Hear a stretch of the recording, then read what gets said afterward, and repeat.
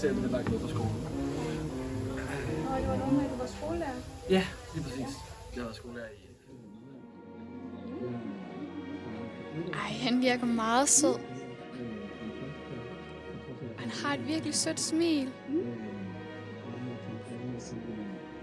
Han har et virkelig godt job. Og en meget god karriere. Og han har også en virkelig fed tøjstil. Han har også god kemi.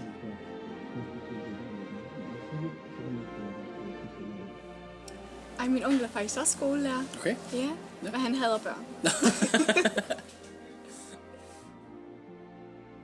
Børn, som har det rigtig svært, så det kræver lidt ekstra tid. Hej. Hej. Velkommen til.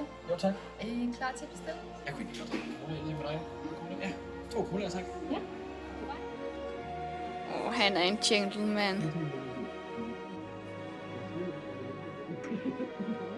Og så holder han øjenkontakten.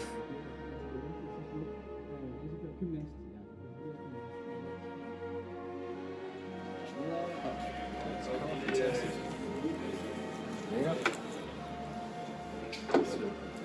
Tak skal du have. Tak. Den er jeg. Det er så fint.